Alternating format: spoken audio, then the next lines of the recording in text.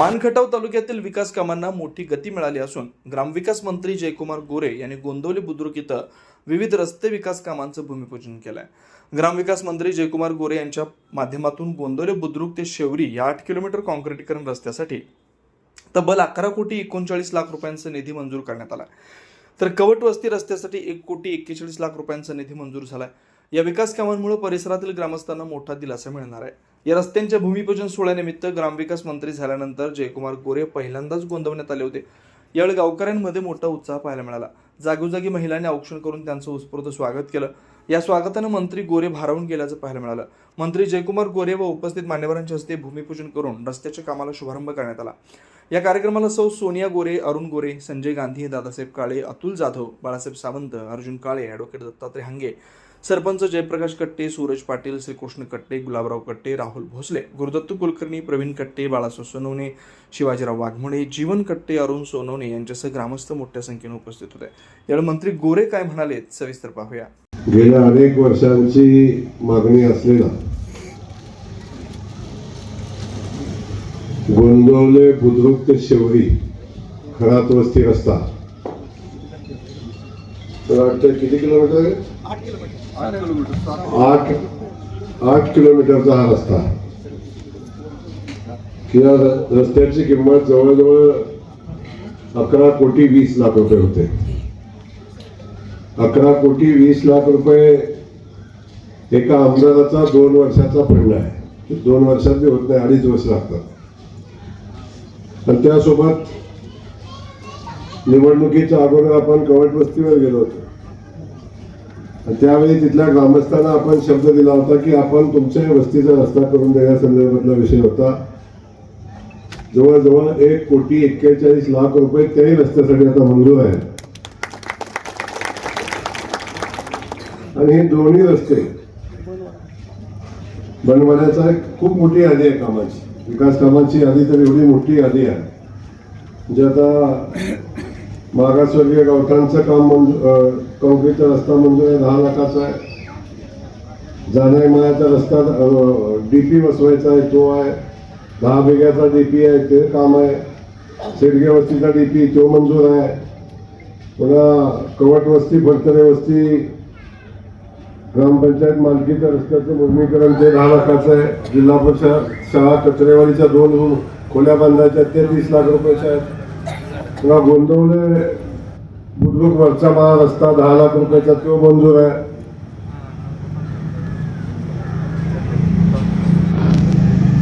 दर्ग्या वस्तीचा पूर्ण झाला आहे।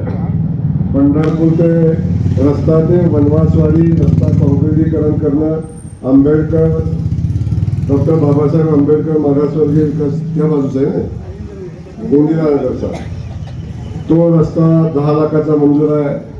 कचरेवाडीचा अंतर्गत काँक्रिटीकरणाचा रस्ता 10 लाखाचा तोही मंजूर आहे। पुन्हा ब्रह्मचैतन्य मंदिर ते दादा कॉलनी रस्ता 10 लाख रुपयाचा तोही मंजूर आहे।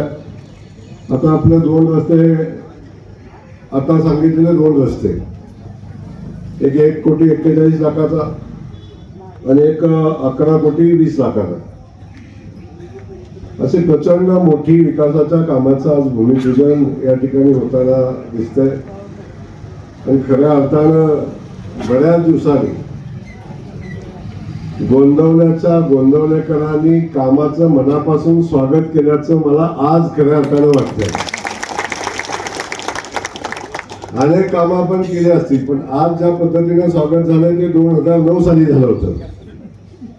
मला आठवतं 2009 साली पहिल्यांदा आमदारकीच्या निवडणुकीला मी उभा राहिलो तेव्हा अख्खं गोंदवले गाव मला आशीर्वाद देण्यासाठी असंच रस्त्यावर होतं। माझ्या भगिनी गावातल्या जेव्हा मी गावात जात होतो तेव्हा ओवाळायला हळदी कुंकाचं ताट घेऊन माझ्या समोर येत होत्या। तशाच आज पण तेवढ्याच आमच्या सगळ्या बहिणी आज स्वागताला या ठिकाणी उपस्थित होत्या। त्यामुळे खऱ्या अर्थानं पिंटू दादा मला 2009ची आज आठवण झाली। मला आनंद आहे की आपण या भागातल्या लोकांचे अनेक दिवसाचे प्रश्न सोडवण्यासाठी सातत्यानं प्रयत्न करतो। सातत्यानं या भागातल्या जनतेचे सगळे प्रश्न सुटले पाहिजे ही भूमिका मी घेऊन काम केलं। आपण सगळ्यांनी बघितलं की 2009 साली पहिल्यांदा तुम्ही मला विधानसभेमध्ये पाठवलं, आमदार म्हणून पाठवलं, आणि तेव्हापासून या गोंदवल्याचं आणि माझं एक घट्ट नातं तयार झालं. मला सांगायला अभिमान वाटतो. परिस्थिती कशी असू दे, कुणी कुठे असू दे, पार्टी तिकडे तिकडे काही होऊ दे, पण गोंदवलेकर जनतेनं मला कधीही कमी मतं दिली नाहीत. भरभरून देण्याचं काम गोंदवल्याच्या नगरीने केलं. पहिल्या निवडणुकीला भरून मतं होती, दुसऱ्या निवडणुकीला होती, तिसऱ्या होती, चौथ्या निवडणुकीला होती, तरी मागं पडलो नाही. अधिकची मतं प्रत्येक वेळी मला या गोंदवलेकरांनी दिली, याचा मला सार्थ अभिमान आहे. आपल्या सगळ्यांना माहिती आहे, गोंदवलेकर महाराज हे आपल्या सगळ्यांचं दैवत आहे. आणि या गावामध्ये अख्ख्या महाराष्ट्राच्या बाहेरून गोंदवलेकर महाराजांचे भक्त या ठिकाणी येत असतात. आणि येत असताना खऱ्या अर्थानं गोंदवल्याचं आपण सगळ्यांनी सांगितलं की आता बायपास केला पाहिजे. पण सरपंच, एकदा गर्दीची सवय लागल्यावर पुन्हा गर्दी कमी झाली तर बरं वाटायचं नाही आपल्याला. माणसात राहणाऱ्या माणसाला माणसं बघायची एकदा सवय लागली आपल्याला, गाड्या बघायची सवय लागली आपल्याला, की सहज आपण अशा गोष्टी बदल स्वीकारायची आपली तयारी नसते. आता मला कसं आहे सांगू तुम्हाला, मी सकाळी उठलो, रात्री 2 वाजता झोपतो, किती वैतागतो, घरच्यांच्या वैतागतो, सगळ्यांच्या वैतागतो, रात्री दमून झोपलेला असतो. पण सकाळी उठल्यावर जर माणसं दिसली नाही तर मी बेचैन होतो. बरोबर आहे का? दुकानदाराच्या दुकानातलं गिराईक कमी झालं की समजायचं तुझं दुकान आता आमदाराच्या घरची माणसांची संख्या कमी झाली की ओळखायचं तर तुझा जायचा कार्यक्रम चालू झालाय. तेव्हा सकाळी माणसं बघायची सवय आपल्याला असते. तर याचा मला मनापासून आनंद आहे. गोंदवल्यामध्ये या ठिकाणी येत असतात त्या गोंदवलेकर महाराजांच्या पवित्र नगरीमध्ये जवळजवळ आज 14 कोटी रुपयांच्या विकास कामाचं भूमिपूजन या ठिकाणी होत आहे. 14 कोटी रुपये हा आकडा आपल्याला अलीकडे सहज वाटायला लागला. आमचे कार्यकर्ते येतात आणि सहज सांगतात, भाऊ हा सभामंडप एक 50 लाख लागतील, 30 लाख लागतील, 40 लाख लागतील. अगदी सहज काम सांगितलं. एखादा घडी येतो, आमची टीम येते गावात, गोंदवल्यातच घडी येतात, बाबा मला एक 5-6 डीपी पाहिजेत. एक डीपी बसवायला 2-2, 3-3 वर्ष जायची. आता या सगळ्या परिस्थितीमध्ये आपल्या सगळ्यांना अशी सवय झाली, विकास कामं एवढ्या वेगानं व्हायला लागली. नाहीतर लाईटचा एक पोल बसवायचं म्हटलं तरी सुद्धा अख्ख्या गावानं गाडी भरून जायचं, विनंती करायची. पोल यायचं का नाही याचा माहित नाही, पण कोंबडं तर कापायला लागायचं. कोंबडं पावलं तर आधी मंजुरीला जायचं, आणि एखादा पोल बसवायचा म्हणलं तर 1000-1500, त्यावेळी 1000-1500 रुपये बसले दिल्याशिवाय कधी पोल बसत नव्हता. मला सांगायला अभिमान वाटतो. आज मी जेव्हापासून पिंटू दादा आमदार झालो, या तालुक्यात आलेल्या एकाही पोलला 1ही रुपया कधी द्यायला लागला नाही. 1ही रुपया कधी द्यायला लागला. डीपी झाला की वर्गणी करायला लागायची. आठवतं का दिवस ते? डीपी झाला गावातला, आता मागं बसलेला आठवत असेल सगळी ज्येष्ठ त्यावेळी. डीपी झाला म्हणलं की वर्गणी करायला लागायची. आता डीपी झाला तर वर्गणी करायला लागत नाही. फार तर लय गडबड असते तर गाडी घेऊन जातात, घेऊन येतात, परंतु डीपीला पैसे लागत नाही. नवीन डीपी बसवायचं म्हणलं की प्रत्येक कनेक्शनला त्यावेळी 25-30 हजार रुपये जमवायला लागायचे. आता ते 1 लाख रुपये लागतात. तेव्हा डीपी बसायचा 1.5 लाखाला, 1.25 लाखाला. आता डीपी बसतो 12 लाखाला, 10 लाखाला, कधी 14 लाखाला. तर आता या ठिकाणी 3 डीपी, 4 डीपी मंजूर आहेत. आता 4 डीपी ज्या ज्या वस्ती आहेत, काय रुपया लागला का? 1ही रुपया लागला. उलट माझाच चहा. बोकड लागत नाही आपल्याला, कोंबडं लागत नाही आपल्याला बाकी विषय नाही. पण जनतेच्या चेहऱ्यावर समाधान झालं की माझं समाधान झालं, ही भावना ठेवून मी सातत्याने काम करत आलो. मग डीपी बसवायला लागला, डीपी बसवतोय. रस्ता करायला लागला, रस्ता करतोय. आपण बघितलं आता दहिवडीकडून रस्ता आला, मध्ये आपला पूल इथं किती आपली गडबड असायची. या पुलाचं काम आता पूर्ण झालंय आणि आता कॉन्क्रीटचा सुंदर रस्ता आता दहिवडीत येताना आपल्याला झालेला आपल्याला दिसतोय. आता दहिवडीला जाताना सुद्धा पोटातलं पाणी हलणार. काही दिवस त्रास झाला तुम्हाला. शेवटी काम नवीन आपण करत असतो, पूल बांधत असतो, रस्ता करतो, तेव्हा थोडे दिवस त्रास होत असतो. पण झालेल्या त्रासातनं भविष्याच्या अनेक वर्षाचा फायदा आपल्याला होत असतो. आता ते पूल झाला, तो रस्ता झाला. आता बघता इकडून पिंगळीवरून निघाला तुम्ही, कसा रस्ता आता इकडून गेला तर कॉन्क्रीटचा रस्ता. आता कुठं खड्डा नाही, कुठं कुड्डा नाही, काय विषय नाही, नाही तर कायम खड्ड्याचं साम्राज्य. इकडं मसवडला गेला तर रस्ता. आता या बाजूनं खास करून कवट वस्तीची आमची लोक आहेत ती बनवलेच, या सगळ्या कवट वस्ती बनवायला सगळीच लोक. त्या लोकांनी मला निवडणुकीच्या आधी बोलवलं आणि त्या लोकांच्या भावना बघत होतो, चेहऱ्यावरचा त्यांचा राग बघत होतो की अनेक वर्षापासून आमच्या वस्तीला रस्ता नाही. अनेक वर्षापासून आम्ही कुणाच्या तरी मागे जातोय, पण आमचा रस्ता प्रत्येक वेळी फक्त शब्द मिळतोय, रस्ता होत नाही. प्रत्येक निवडणूक आली की त्यांना शब्द पक्का, तुमचा रस्ता पक्का.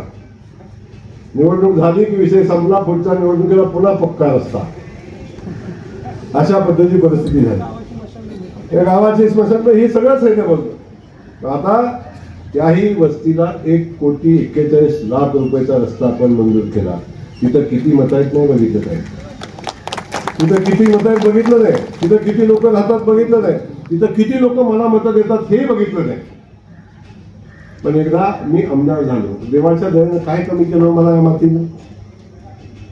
एका सामान्य घरातलं शेतकऱ्याचं पूर्ण उठलं, आमदार केलं, जिल्हा परिषद सदस्य केला, 4 वेळा आमदार केलं.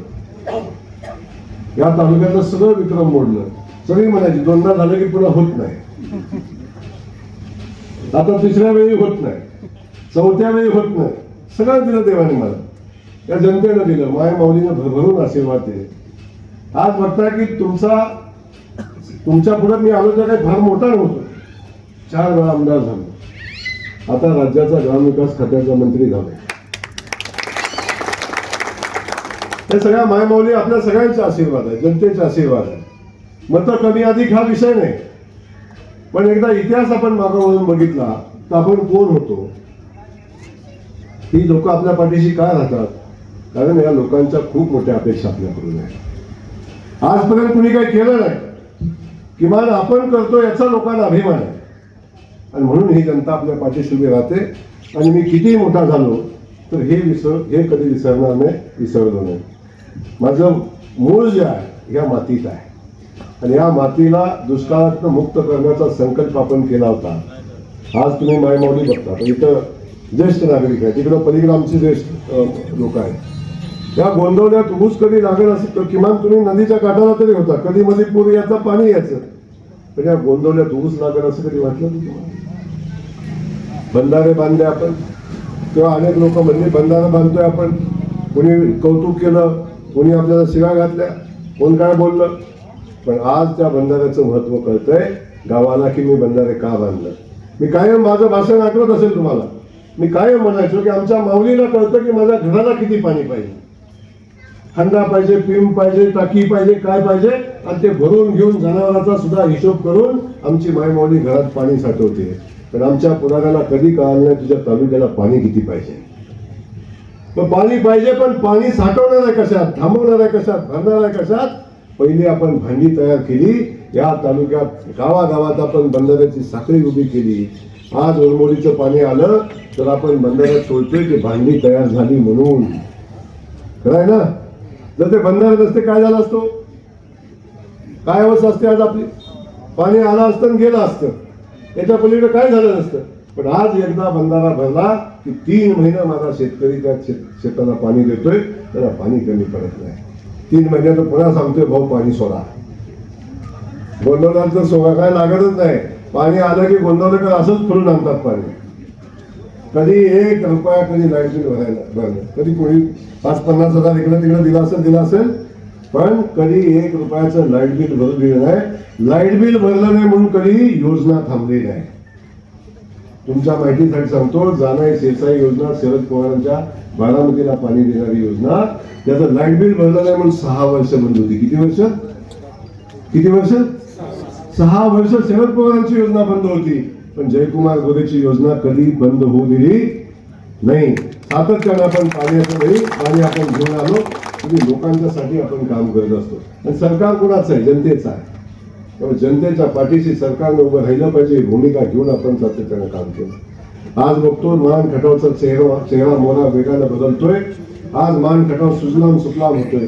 एका बाजूला उरमोडीचं पाणी आलं, एका बाजूला टेंबूचं पाणी आता अंतिम टप्प्यात आहे. 1.5 वर्षात टेंबूचं पाणी येत आहे. जे गटापूरचं पलीकडचं काम आता टेंडर झालं, तिकडचं पाणी होत आहे. आता चारही बाजूने पाणी आपल्याला येते. आता पाण्याचा विषय आता संपणार आहे आणि आपल्या सगळ्यांच्या साक्षीने आठवत असेल माझं इलेक्शन मधलं शेवटचं भाषण. आता इथून पुढे मान खटावमध्ये कधीही पाण्याच्या प्रश्नावर निवडणूक होणार नाही. पाणी हा विषय कधी राहणार नाही, कारण आमच्याकडे मीच भाषण करत होतो ना. निवडणूक गडी बदलायचा, निवडणूक बदलायची, हँडविल बदलायचं, पण हँडविलवरचं 2 शब्द बदलत नव्हतं कधी, 2 वाक्य कधीच बदलायचे. मान खटावचा सर्वांगीण विकास आणि मान खटावचा पाणी प्रश्न सोडवायला निवडून द्या. पण ते कागदावर राहिलं, आता ते प्रत्यक्षात झालं. पण मला याचा मनापासून आनंद आहे की मी तुमची सगळ्यांची सेवा करू शकतो. आज आपण बघतो मान खटाव माझा स्वाभिमानाने उभा राहिला. आठवून बघा, मान गटामध्ये मंत्र्याची गाडी आली तर आम्हीच पळायचो गाडीच्या मागे, बाकी कशाला कोणाचं नाव घ्या. मी पळायचो. मला पहिल्यापासून तर लाल दिव्याचा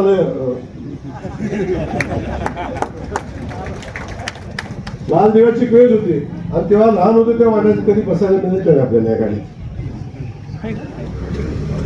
परमेश्वराने सगळं दिलं आपल्याला. सामान्य कुटुंबात आलो, रेशमी दुकानदाराचा पोरगा होतो, सगळं झालं, शेतकऱ्याचा पोरगा. आज मान खटावच्या मातीचा सन्मान झाला. आजपर्यंत आमच्या मातीला कधी लाल दिवा मिळाला नव्हता, कधी सन्मान मिळाला नव्हता. 1 तिकीट मागायचं, आमदार आमचा, मतं आमची आणि गडी ठरवायचा बारामती, गडी ठरवायचा साताऱ्यात. आता 4 जिल्ह्यातलं गडी ठरवायचं काम मान तालुक्यात होतं. हा सन्मान आज मान खटावच्या मातीचा आहे. अभिमान आम्हाला मान खटावच्या मातीचा आहे. या मातीमध्ये आज आम्ही स्वाभिमानानं जगतो. जातीपातीच्या पलीकडे मान खटावलं राजकारण केलं. कधी जातीपातीच्या याच्यात मान खटावला अडकला नाही. अनेकदा निवडणुका जातीपातीवर नेल्या, पण आमच्या मान खटावनं कधी त्याचा विचार केला नाही. विकासाची भूमिका घेऊन मान खटावनं काम केलं. म्हणून मला आपल्या सगळ्यांना मनापासून धन्यवाद या ठिकाणी द्यायचे. शेवटी कोणाला संधी मिळाल्यानंतर तुम्ही काय केलं हा महत्वाचा विषय राहतो. मी गेल्यानंतर माझा हिशोब कधीतरी माझाही जाणार आहे. मी काय आयुष्यभर आणि मरेपर्यंत मेल्यावर आमदार नाही आहे, पुन्हा मंत्री नाही, पण आपल्याला संधी मिळाल्यावर आपण काय केलं हे खऱ्या अर्थाने महत्वाचं असतं. आणि म्हणून आपण आपल्याला जेव्हा संधी मिळते तेव्हा जे शक्य आहे ते सर्व मनोभावे करायचा प्रयत्न करायचा असतो आणि तेच खरं मागे राहतं. आता हा रस्ता जो आपण करतोय ना, हा रस्ता हा सिमेंट कॉन्क्रीटचा रस्ता आहे. या रस्त्यावर येणाऱ्या 15-20 वर्षामध्ये खड्डा पडणार नाही, मी सांगतो. बाकी तो नंतरचा विचार. 15 वर्ष या रस्त्यावर खड्डा नाही पडला तर कॉन्ट्रॅक्टर नवीन भरून द्यायला लागेल. आता अतुल शेठच्या लोडच्या गाड्या आहेत, ती बघा एकदा लोड तपासून घ्या. रोडचा ह्याच्यावर आहे ना, रोडची कॅपॅसिटी बघून घ्या, चेक करा. नाहीतर कॅपॅसिटीचा रोड बनवा, सुप्रमा पाठवा, पैसे अजून देतो, पण रस्ता तुटला नाही पाहिजे. लोडच्या गाड्या आल्या म्हणून रस्ता फुटला चालणार नाही. रस्ता क्वालिटीचा करा, चांगला करा. गावकऱ्यांना माझी विनंती आहे, तुम्ही काम तुमचं आहे, कॉन्ट्रॅक्टरला पैसे मागू नका. पण एक लक्षात ठेवा, कॉन्ट्रॅक्टर चांगलं काम करतोय का ह्याच्यावर बारकाईने लक्ष द्या. कॉन्ट्रॅक्टर पाणी मारतोय का नाही बघा. 21 दिवस कॉन्ट्रॅक्टरनं पाणी त्याच्यावर मारलंय का नाही ह्याची माहिती ठेवा. जेवढं चांगलं पाणी माराल तेवढं रस्त्याचं आयुष्य वाढेल. त्यामुळं याची जबाबदारी आपली आहे, त्यासाठी आपण बारकाईने त्याच्यावर लक्ष द्या. हे काम कुणाचं आहे? हे काम आपलं आहे आणि वाटलं पाहिजे हे माझं काम आहे, माझ्या रस्त्याचं काम आहे. आणि हे ज्या दिवशी वाटेल त्या दिवशी काम आपलं असेल. त्यामुळं आपल्या सगळ्यांना या ठिकाणी माझी विनंती आहे की आपण बारकाईने या कामावर लक्ष द्या. आणि या गावातल्या अनेक कामाच्या संदर्भातले विषय आता आपल्याला आहेत. मगाशी आपले दलित बांधव आहेत, आपले मातंग बांधव आहेत, आपल्या त्या भागातल्या लोकांचं काम आहे. तिकडे काय मतं कमी आली, पिंटूदादा जास्त आली तरी सुद्धा मी कधी मताचा विचार करणारा माणूस नाही. एकदा मी आमदार झालो की या मातीचा आमदार आहे. माझ्या विरोधात ज्यांनी निवडणूक लढली त्याचाही आमदार मीच आहे. तर एकदा निवडून आले की सगळं विसरायचं असतं आणि आपण विकास कामानं माणसं जिंकायची असतात. तेव्हा आपण ती भूमिका घेऊन पुढे जाऊया ही आजच्या कार्यक्रमाच्या निमित्ताने सांगेन. आज खऱ्या अर्थानं गोंदवलेकरांचं मनापासून कौतुक आहे.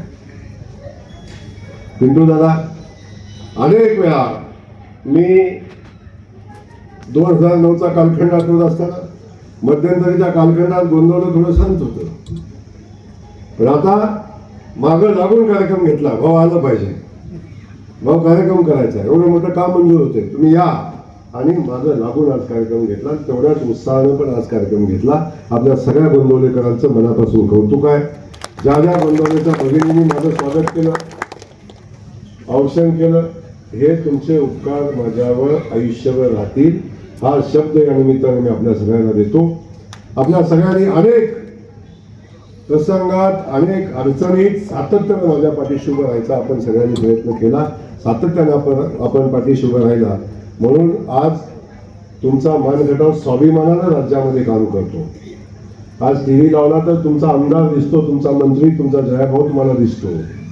त्याला कारण आहे तुमच्या सगळ्यांचं प्रेम आहे.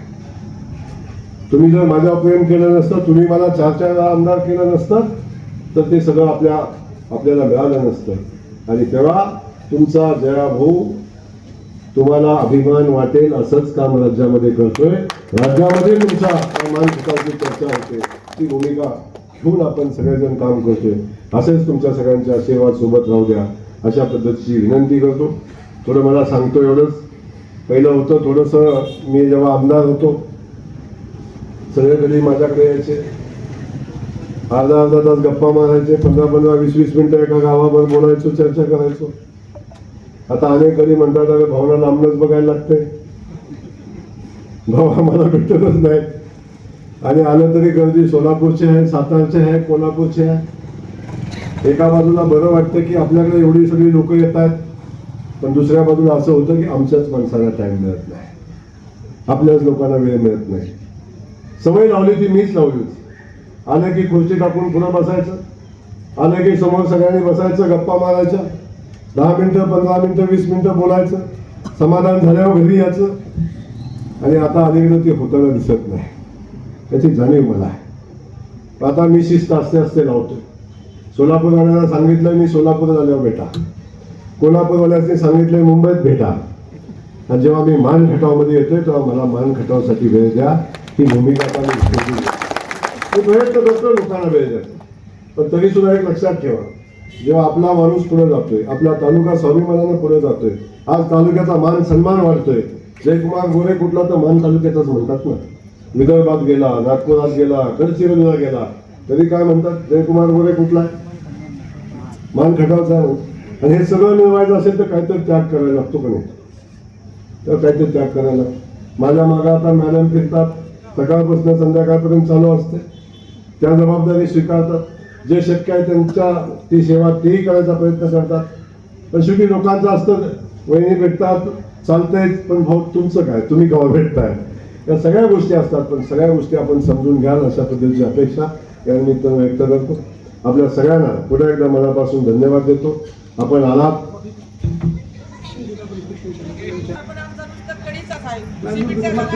आता तुमचा रस्ता काँक्रीटचा पण करून देऊ, काय लक्ष आहे तुमच्या. पण तुमचंच मतदान लक्ष इकडे तिकडे जात आहे, तेवढीच काळजी घ्या. मतदान ठिकाणी कौतुक, स्वागत. आणि आता आपण सगळे मिळून या कामाचं भूमिपूजन करू. गावकऱ्यांना माझी पुन्हा विनंती आहे की काम चांगलं करून घ्या, पाणी मारून घ्या. आणि कोणतं तुमच्याकडे काम कुणाकडे, शिवसमज करतो तुमच्याकडे, तो चांगल्या क्वालिटीचे काम करा. व्हाईट टॉपिकच आहे ना, व्हाईट टॉपिकच आहे. क्युरिंग चांगलं करा, पाणी चांगलं मारा. क्वालिटीचं तर करून घेणारच आहे, त्याशिवाय बिल निघणारच नाही. खातं माझं आहे त्यामुळे तसं होणार नाही, त्यामुळे ते तर करून घेईनच, त्यात काय जोडलं. पण पाणी चांगलं मारा. आणि पाणी चांगलं मारलं, क्युरिंग चांगलं झालं तर चांगला रस्ता टिकतो. एवढंच या ठिकाणी सांगतो. अशाच महत्त्वाच्या आणि नवनवीन बातम्या पाहण्यासाठी आमच्या माणदेशी आवाज चॅनलला सबस्क्राईब करा आणि हा व्हिडिओ जास्तीत जास्त शेअर करा.